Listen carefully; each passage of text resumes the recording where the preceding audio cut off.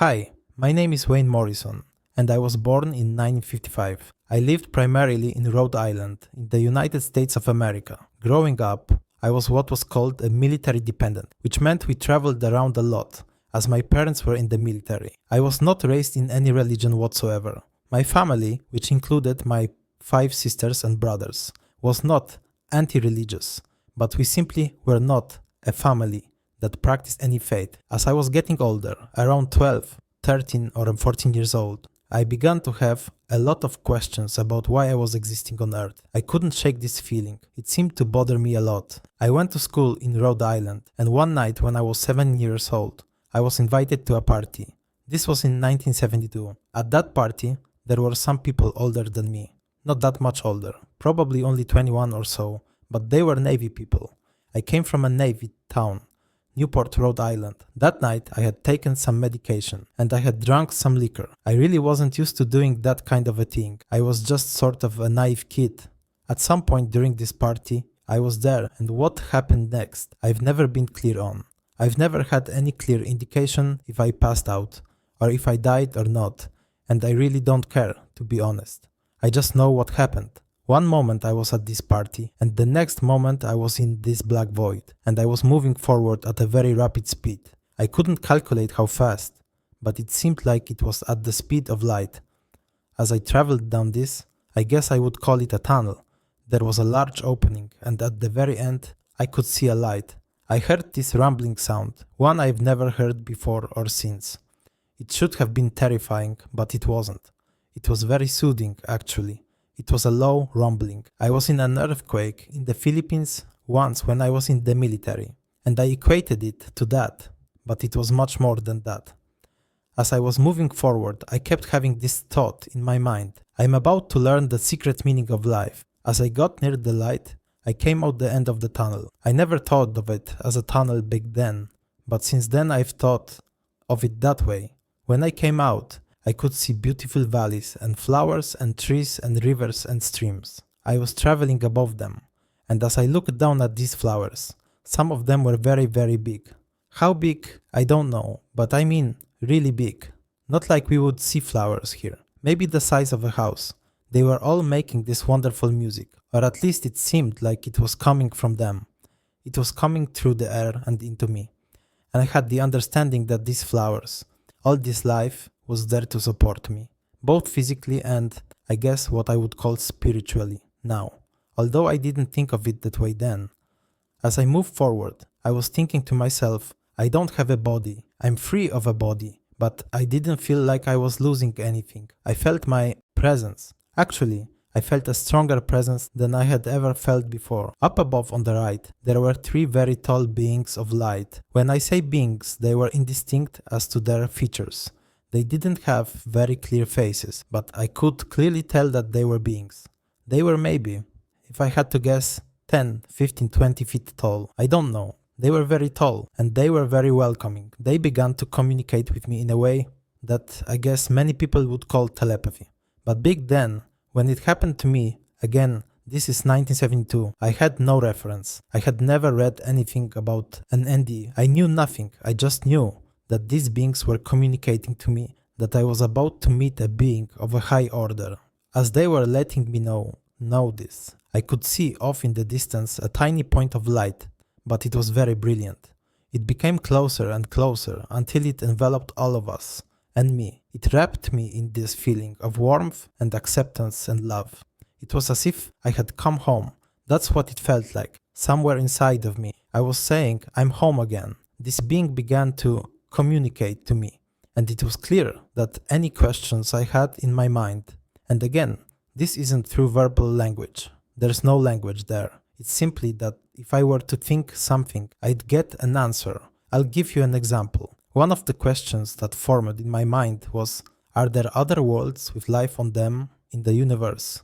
Before the thought could even really form in my mind, I was traveling at an incredible speed and looking down on these planets, where there was clearly life. I could see beings, I see people walking and moving. I saw all of this from up above. I didn't go down onto the level of the street or the planets. It was watching down upon it. Some of these civilizations were what I would call modern, and some would be what I would call maybe ancient, what I perceived as maybe like Roman type garb from thousands of years ago. When we returned, I had many questions. The primary question I had was the one that I knew I was going to get an answer to. When I was first moving down that tunnel, I said, what is the real meaning of life? As I asked it, I was filled with this knowledge. It's the only way we can explain it here. I can't explain it any other way. Because if I just said the word love, it sounds so one-dimensional, it sounds silly. But it wasn't that. It was the opposite of that. It was this magnificent, wonderful understanding that the meaning of life is love. And the meaning of life meant everything. It didn't mean just me or the being. It just meant everything. All of creation. I understood everything there so clearly and fully, like I could never do here. I feel like I don't have 1% of the ability, not even close to that, to perceive things the way I perceived them there. And I had a lot of questions. As I asked these questions, there was this sense of total acceptance. There was no judgment whatsoever. Not that I expected any. I didn't expect to be there. That was the last thing I would have expected, was to be in front of these beings. But I also understood that the joy in me was so strong that this great being in front of me was feeling that joy and sharing it with me and actually laughing. Not physically laughing like we do here, but however I can best describe it. It was just total joy from the being connecting to me and back to the being. At some point, I remember my presence, my spirit, my being started doing flips in the air. And this being just found that incredibly funny in a good way. It wasn't like the being was laughing at me. The being was sharing that moment of joy with me. At some point, and I'm not quite clear what happened, I feel there were things that might have happened in between that I don't recall, but I don't know that for sure. We moved. I don't know if the great being and the three beings moved with me, but I feel that of the three beings, at least one of those three beings was female, and I felt like the great being was male. That is just how I didn't really stop and think about it. This great being, this great light and source of joy and love didn't really have features. It was a body, or I perceived it as a body, him as a body, but it wasn't as if I could see the features. I didn't see eyes or a nose, but I almost sensed them. Maybe that's what I expected to see, because I'm from Earth. Then we moved over to this black, I guess you would call it a void. It was like we were in some area of the universe. And again, it should have been scary, because when I think about it, it sounds barren and desolate. But really, it was just such a warm, comforting feeling every moment of my time there, where in front of me, this giant tablet came spinning. I don't know how to describe it. Like a stone tablet, like some tablet made of light. And on the tablet, the history of the world played out in front of me, from the creation through eons and I guess the end of the world. I always tell people no, I don't know how the world ends. If I did, I don't remember it. But I saw a lot of things happen in a millisecond. I saw centuries go by, but I absorbed them instantly. It's hard to describe. I can remember very clearly though. And this, I don't know if it horrified me. But thinking back on it, it seemed terrible. Armies just clashing against each other. Just armies rising up and clashing, and disasters. All these things. And good things, I assume. And I assume too. But it happened so rapidly. My mind was able to absorb the information in a way that couldn't be done here. And I understood somehow there was an understanding that I was deeply connected to the world, to everything around me. And that was connected to me. Exactly how I understood that. I don't know, I just understood it. Then, at some point, it became clear to me that they wanted me to go back to the world. But I had no intention of doing that. I knew I was home, and I was not going to leave. I don't remember clearly what I articulated or how I communicated this, but I think I was probably pretty adamant that, I'm staying, and all these beings, I've tried to think of the number of them over the years. By the way, this was 50 years ago, half a century, but in my mind, in my life, it remains the clearest memory I've ever had in my entire life, far beyond any other memory. But all these beings, there were thousands, maybe at least hundreds, of light that surrounded me, and they began to sing this spontaneous music. When I say sing, I didn't see their mouths, I didn't even see their mouths move, because I didn't see their mouths. It emanated from them. Like everything there, it was emanating. Light, energy and sound, and it was all part of the same thing. There was no separation from sound, energy, light, knowledge. It was all omnipresent. As they made this beautiful music that I can't even begin to guess what it would be like in the world. And I've been a musician for many years, so I know a little bit about music. As they began to sing, they praised me, sending me off to return to Earth on some sort of mission, or for some reason that I assume, this is an assumption on my part, was removed from my memory, because I have no memory of them saying, well, you have to go back for this reason or that reason. It didn't happen that way for me. It was just, one moment I was saying, I'm not going to leave, and the next moment I agreed to leave. And they sent me off in magnificent fashion, as if, I don't know, as if I were some sort of great being, to be honest with you. I know that sounds egoistic, I don't mean it that way. I just mean it was the most amazing thing that ever happened in my life. So the next memory I have is I'm actually in the bathroom of this apartment where there was a party, and this sounds a little morbid, and I really want to be very clear about this because every time I tell the story, I want people to understand. I think one of the biggest mistakes you could make in your life is to end it of your own will. But there was a razor blade there, and I picked it up and I was going to slash my wrists. I know that sounds terrible, but it wasn't in despair. It wasn't in any kind of anguish or anxiety. It was because somehow I understood, and I don't know how I understood this, that if I died, I would get back there. And this is the only time that anything in my life here on earth could be what I would describe as mystical or something. A deep, resonant voice said to me, no, and I dropped the razor blade. At that moment, the door opened, and somebody, one of these guys at the party said, hey, he's in here, I found him. And then, that's it. Now I'm 17 years old, and now I begin to have my life on earth. I went to my girlfriend at the time, she's my wife, we've been married over 50 years now, and I told her the story. She understood that I was telling the truth because she understood that I wasn't a drug user.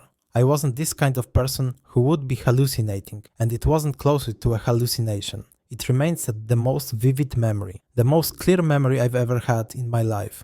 At that point, I went on with my life. I don't want to bog it down in too many details, but we had a baby. I joined the Air Force, and we were in Denver, Colorado. I believe the year was either 1974. I was with my wife and my newborn baby, and I was watching TV in our apartment. There was a talk show, and they were introducing a doctor named Raymond Moody, and he had written a book called Life, Afterlife. I said, okay, fine, what's that? And he comes out, and he begins to talk about it. I jump off the couch, I remember this, and I said, that's what happened to me, that's it, that's what happened. And my wife knew, because she knew the stories. He began to explain all these things he had documented. Up to that point, I would have been 18 or 10 years old. I had no way of knowing. You know, this is the 70s. There isn't an internet. There isn't any of this. And this is the first inkling. The first knowledge I had that other people underwent the same experience that I had, more or less. When I saw the great being, as I said earlier, so I was raised non-religiously. I was what would be called either an atheist or agnostic. Somebody who doubted maybe the existence of God, but probably wanted to believe in a God. But when I met the being, I had no name, no idea to put to the being. I have been asked since, do you think that was Jesus? And yes, I have come much later in my life to believe that it probably was Jesus, or whoever Jesus, the being, the great creation of Jesus was. I believe that probably was Jesus, if we have to put a name to it. And there were no names there. There was just magnificent presence.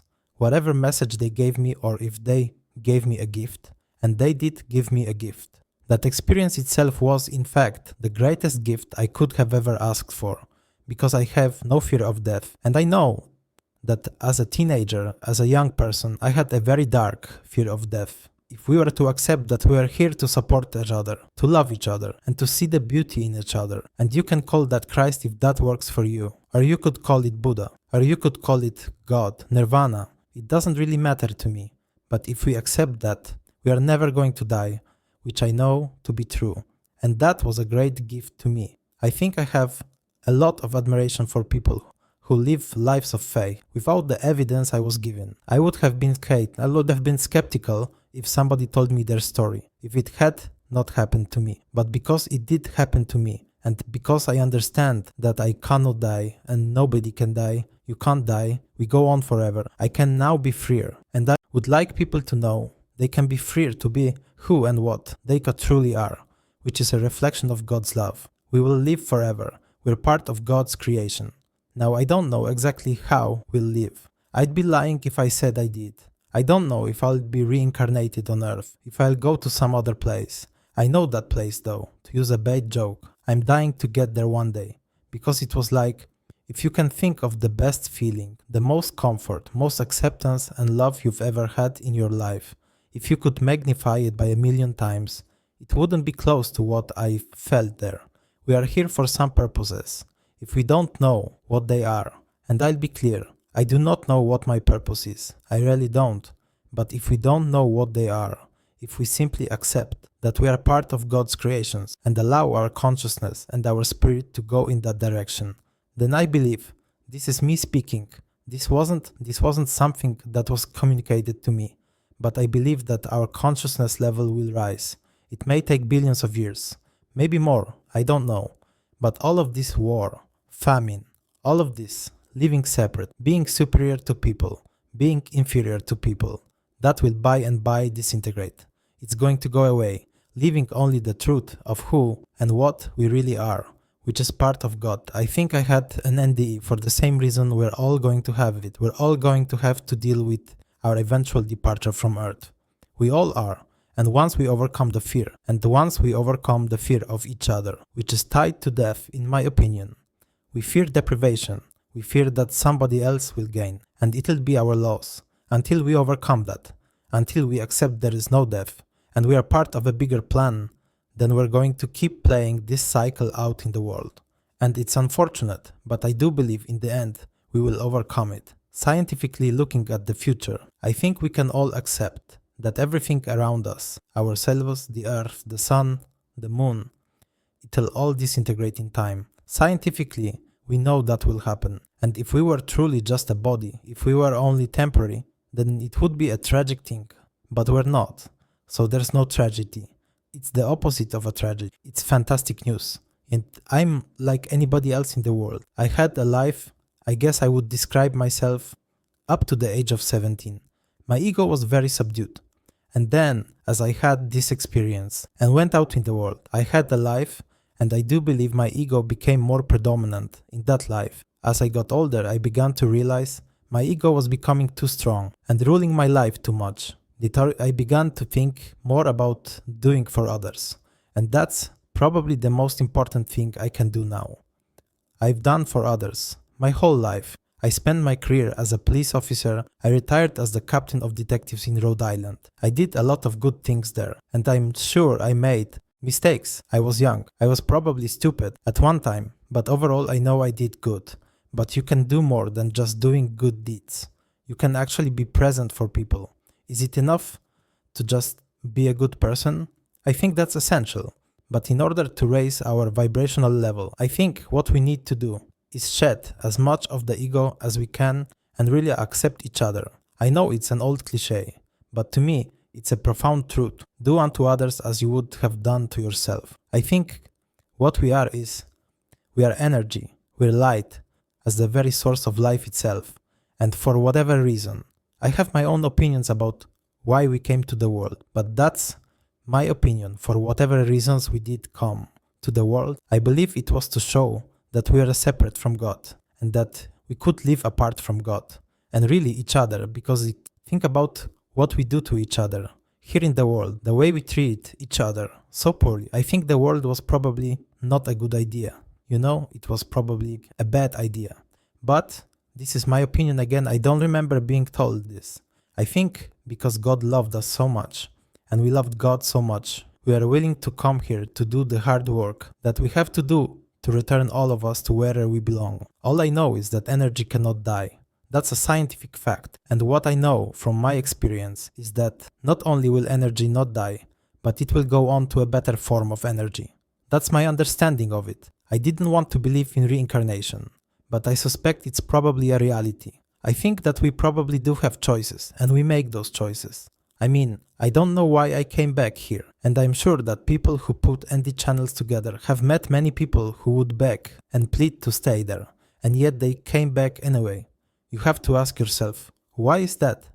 So when I think about it, yes, there probably is reincarnation. I don't know that to be a fact, but I believe it probably is the case, and I'm hoping to minimize it for myself, because I really don't want to come back here again. If you are teaching love and accept that you are only love, then you cannot judge anyone. You cannot be angry with anyone, including yourself. You can't be disappointed in them. You can only give what God gives or what the great being gave me.